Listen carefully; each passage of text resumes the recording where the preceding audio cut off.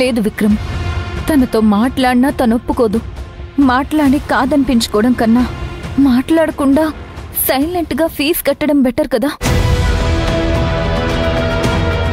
ఇలా ఆలోచిస్తే సొల్యూషన్ దొరకదు. ఇప్పుడు ఫీజు కట్టడం ఒక్కటే దారి, లేకపోతే భవానీని స్కూల్కి రానివ్వరు.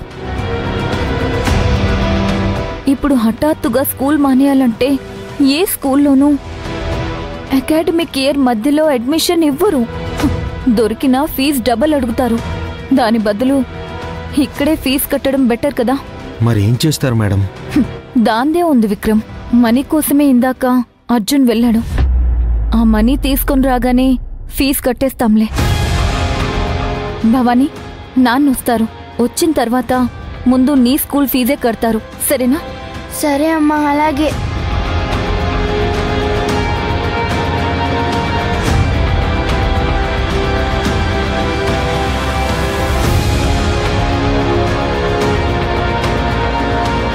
భవానీ, ఈ రోజుకి రెస్ట్ తీసుకో. సరే అమ్మా.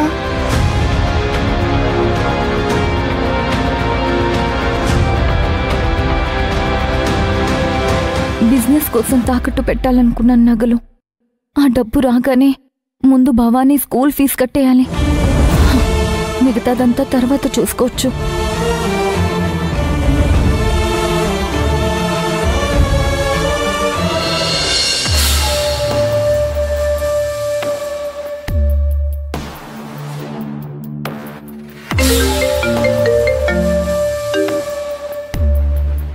చెప్పు నందిని. శివగామి భవానీ స్కూల్ ఫీజు కట్టడానికి తన నగలు తాకట్టు పెట్టమని అర్జున్కి ఇచ్చింది. ఓ, అయితే ఫీజు సమస్య తీరిపోతుందన్నమాట. తీరిపోతేనే సమస్య. ఆ పిల్ల స్కూల్కి వెళ్ళకూడదు, ఇంట్లోనే పడి ఏడవాలి. అది చూసి శివగామి కుమిలిపోవాలి. సరే, నేను చూసుకుంటానులే.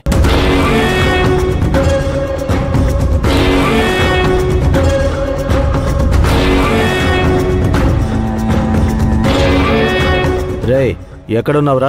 నీతో పని పడింది, రా మాట్లాడుకుందాం.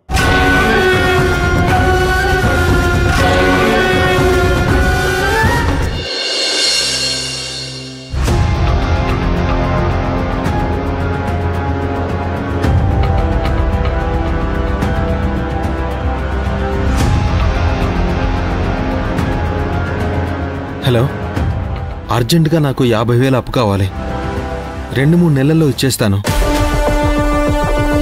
ఆహా, లేదు, ఈరోజే కావాలి. ఖచ్చితంగా 50,000 కావాల్సిందే. ఒక 10,000 పోగైనా పర్వాలేదు. ప్లీజ్, ఈ హెల్ప్ చేయి, చాలా అవసరం. సరే, థ్యాంక్ యూ.